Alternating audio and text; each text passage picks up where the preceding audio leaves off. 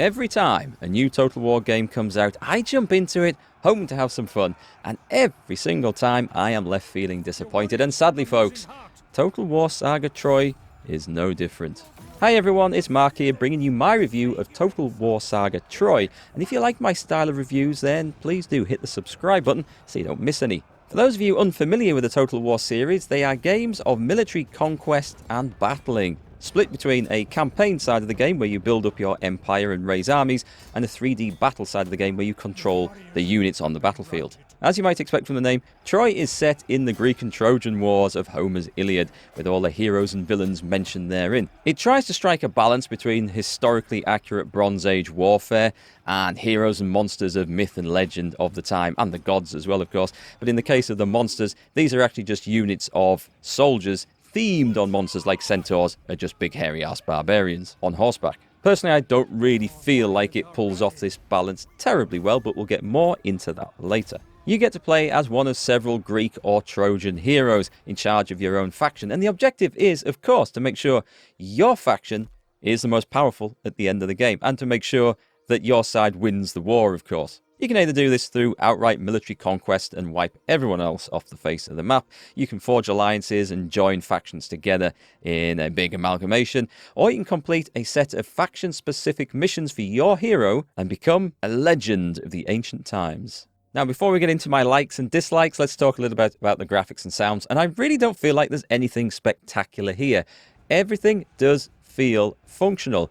I feel like the developers have really focused on the maps, in particular of the settlements. When you have a fight in a city or a smaller settlement, those do look good. There's some great rocks and some really nice lakes and some effects. The terrain does look good. It looks like, for the most part, it does look like rocky, dry, ancient Greece or ancient Turkey. However, I don't feel like they have focused enough on some of the units. Yes, when you zoom right in, a few of the units do look really good. But when you see them in battle, the animations don't look right. And the animations don't connect. When one of your soldiers swings a sword or a two-handed axe or whatever, it just passes through its target. It doesn't connect. There's no feeling of weight. And I don't feel like this was done very well. And as for the sound, again, there's nothing that really stood out for me here either. There's lots of sounds of battle and things going on, but the narrator they've picked sounds like he's missing his two front teeth.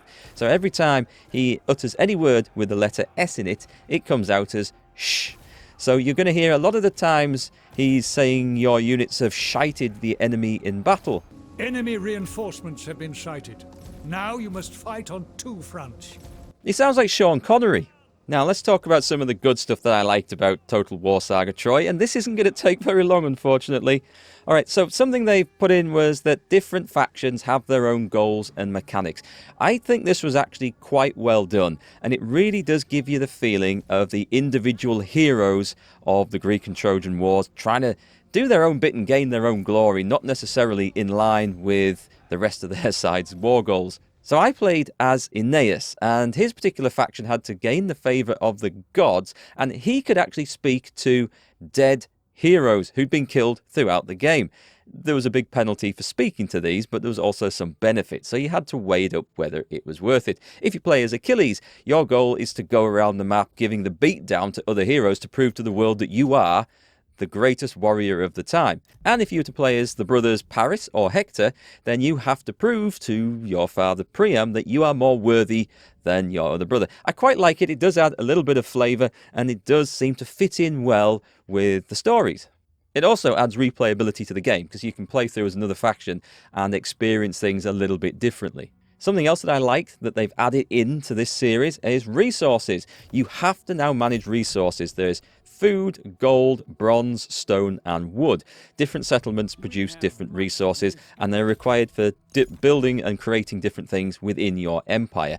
And I like it because for the first time, I think, in a Total War game, you now have to think strategically about the resources on the map and which areas you want to conquer, which you want to hold on to, because those zones might be producing the richest resources in the area. Gold, for example, has a limited finite amount, and you want to control some of that and deny it to your enemies. So you actually plan your conquests around the resources you are going to gain from them. And sometimes conquering a certain area might seem like an attractive proposition, but it's not actually going to provide you with the extra resources you're going to need to then garrison it and look after it. And the final thing that I liked about Total War Saga Troy was they've added these mythical warriors in. You know, we mentioned at the start about centaurs and sirens and harpies, but in fact these aren't monsters. They are in fact units of soldiers, male or female, just themed on that particular mythical creature. Like the centaurs are just barbarian cavalry looking things, and the harpies are some female javelin throwers, all with some quite special abilities, and you have to build particular special buildings in certain locations to be able to recruit them. Okay, on to the bad stuff then, and by the gods there is a lot. I'll try and break this down into things I didn't like about the campaign and then things I didn't like about the battles as well. But let's start off with this. There is no multiplayer in the game as of yet. It should have been in launch. It's been in all the previous Total War titles as far as I can remember. This game is based on one of the Total War Warhammer engines, which I'm pretty sure had multiplayer, so I don't know why this wasn't available at launch, but apparently it is coming. So be very aware of that if you're thinking of buying it. Okay, so let's get into the campaign. This is where you build armies and buildings and manage your empire. Let's start off with the buildings. Each settlement only has a limited number of buildings it can produce. There's a limited number of building slots. The major settlements in each province area, you can build more, and that's where you're going to build the ones that really produce the better quality soldiers. And then the smaller settlements only have 3 maximum after you've upgraded the area, and you're going to need to use those for producing the resources. But here's the thing, so many damn buildings in this. They bring a positive, but they also bring a negative. For example, the smaller settlements, they have really poor garrisons, and you can't put extra garrison troops in there unless you build a couple of military buildings that just increase the garrison with some shitty troops. The trouble here is that building those garrison buildings also gives you a negative to happiness and a negative to something else, and it also reduces the fact that you can then no longer build resource-producing buildings in those zones. But not only that, the buildings in the capital, there's lots of things you can create, but they'll add things like negative influence, negative happiness, and loads of other penalties. I don't want to feel like I'm screwing myself over all the time. I know the developers want to give you meaningful choices of what to build, but you already have to make that decision by having very limited building slots. So giving the remainder penalties, why? Why do that? It sucks. Okay, and while we're on the subject of resources, the army upkeep was something that really got on my nerves here. You see, you have to produce enough food in particular, but also bronze and sometimes gold to maintain the units in the field. And I played on hard difficulty, which may have had a slight penalty to this, but I'm an experienced Total War player, and I found it really hard to afford the upkeep of my armies, especially as the Empire got bigger. You see, you can have 2 armies running around being led by heroes, and if you go beyond that, every single extra army increases the upkeep of all your armies exponentially. It goes up. It gets very expensive. So even if you create a 3rd hero and put no troops in him, so he's just by himself, that counts as a 3rd army, and that means that your previous 2 armies now cost a percentage more in upkeep.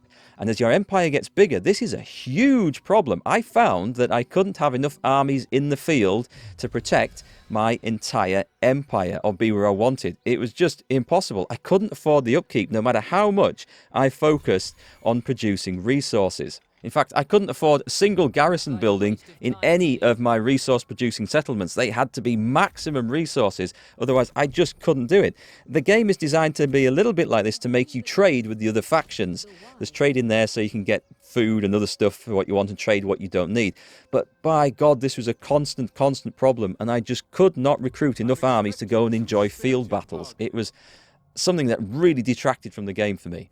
And leading these armies, you're going to have little petulant child heroes leading them. The heroes you recruit who become your generals, they all have penalties and bonuses to their motivation, depends on their actions and their traits.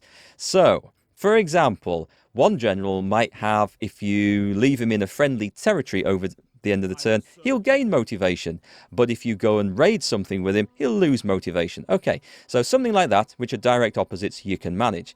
But when you recruit your heroes and you have a limited pool to recruit from, they have so many damn penalties that it is just absolutely impossible to get one that you can please all the time.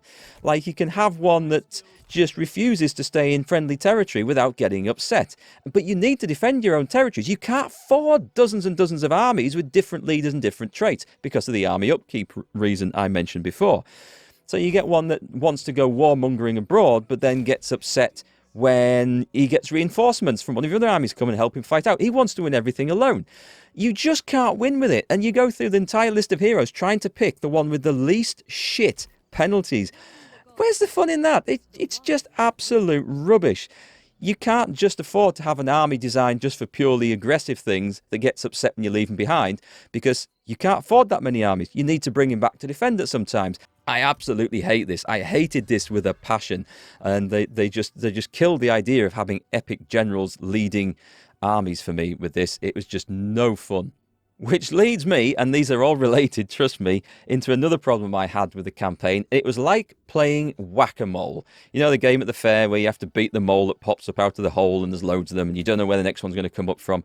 Well, because you can only have a limited number of armies, because of all the reasons I've just mentioned, you can't defend everywhere, your whole territory. It's too hard. And enemy armies, the entire factions just come across the sea and anywhere can be invaded. And I've already mentioned that you can't afford to build massive garrisons everywhere because that reduces your resources available. So you end up running around with the two armies that you can barely afford to keep in the field, and you often have to fight with them together because the enemy, especially on hard and above, gets a big bonus to their production and upkeep costs. So you move them around together, which means you leave another part of your empire undefended. So you go and defeat one threat in the north, or conquer one territory in the north, and then you have to run all the way down south to put down a rebellion or to fight off an enemy faction there, which means you've left the north empty again. You can't afford all these extra armies, remember, that you want to defend everywhere. You just can't do it. So then you run around all around your empire, just hitting enemy armies, beating them up, hitting the rebellions, putting that right, trying to conquer the odd province, and it's just all the time whack-a-mole. Where's the next thing going to come up? Where do I have to move my armies to? And I'm going to continue on this theme of having not enough armies when it comes to recruitment. You can only recruit what's locally available in the province that your army is in. So if you've got military buildings built up in your capital, you kind of want to recruit there to get the better quality swordsmen and stuff. And when you get on the edges of your empire, you might be recruiting local trashy units, which are fine. That's absolutely fine. And it wouldn't be as much of a problem if you could afford to have an extra spare hero who just running around your home provinces, recruiting new units for you, and then bringing them to the front. But remember, as soon as you get an extra hero, that counts as an entire extra army and whacks up the upkeep cost of your existing field armies that might be full of units.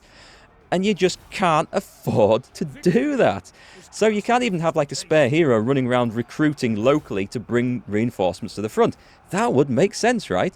And if you've got armies at the front, they can only recruit with what's available locally. Now, I remember in Warhammer 1, I'm pretty sure that there was an empire-wide recruitment option. So you could recruit troops from all the way back, wherever you wanted in the entire empire, but they would take maybe an extra couple of turns to arrive, depending on where you were. I might be misremembering that, but I'm sure that was a feature. That sucked as well. And it takes a long time to get from one end of the map to the other. And while you're doing that, you're not defending the bit you just left undefended, and that gets taken, and then you run back, and we're back to playing whack-a-mole. So you can see I have a few issues with the campaign system. Now, something that's related to that, but there's also, we're getting into the battles now, there's too many settlement battles in this game and not enough big field battles. And this is a problem because, as I've said, you can't have armies everywhere defending, and also you can't build the garrisons up in the smaller settlements without sacrificing resource production. So you end up, a lot of the time, enemies coming to sack and take over and raise your minor settlements. So in between big field battles, you might end up fighting 10 to 20 of these small settlement battles. And by God, are they repetitive. At first, they're pretty fun. The maps are nice. It's nicely drawn. You can try and draw the enemy into attacking down corridors in streets and try and ambush them. Some nice ideas there. But by the time I had played 100 turns of this, I was sick to my back teeth of playing damn settlement battles. They're all the damn same. They're all identical. Well, the map's different, but the way you play them becomes identical. You're always outnumbered, so you always end up trying to camp at the back, down some street with some missile troops behind your main line and try and win. It gives you a better chance of winning, but by God, is that boring. And as I said, you can't afford to build the garrison buildings here that would give you a better quality garrison, because then you're not producing the resources, which is the whole purpose for owning that minor settlement. It's a bit different with the big major settlements and the siege battles. That's different, but you get loads of these minor settlement battles, and they are boring as hell after a while. So let's also talk about the battles proper. Now, I mentioned right at the start in the graphics that the animations in this weren't that great. They've just not been done properly. If I went back to Rome 1, I think the animations were better back then, and that's an old game with rough-looking graphics. But when one of your soldiers struck forward with his spear, it looked like it was striking his opponent's shield, and you saw his opponent react. Not so in this, as the swings and attacks of your soldiers just pass completely through the enemy altogether. There's just no contact. It looks rubbish. I mean, it really does look rubbish. You can surround an enemy general and you see your axe-wielding warriors swinging away and completely missing or hitting thin air. Ugh. Speaking of generals, they are often, or they feel like they're unkillable. And I know this is supposed to be the age of heroes, and it is trying to get that balance between historical Bronze Age fighting and this fantasy age of legends and myths. But some of the generals just feel unkillable. You can't even run them down before they get off the battlefield if you're winning a fight. You can surround them with units of axemen, and they're all hacking away and apparently missing, and the enemy can fight his way out or kill them all and stuff. And you just think, really, is this really what I want from a game like this? It feels very much like the Warhammer engine that it's based on, and the unkillable lords that you used to get in that. Battles, by the way, are generally just a massive confused mess. There doesn't seem to be the same importance that there is on holding battle lines as there was in earlier Total War games. And I mean much earlier Total War games, where flanks and rear attacks were often at the end of things. If you got charged in the side or rear, your troops were just like, nope, we're going home, that's it, we're done, we're obviously losing this, and go. And you would try to form and maintain solid battle lines, both you and the enemy. Nah, not in this. This is just a confused mass melee mess mob. That's all it is. Just as things charging everywhere, running around everywhere. If you get charged in the flank or rear, doesn't seem to make any difference. Me playing on hard, it did give the enemies some artificially boosted morale, but they wouldn't even break when I was completely surrounded units and charge them in the flank or rear. It was just crazy. And you're trying to run all over the battlefield to sort out each individual mob and mess.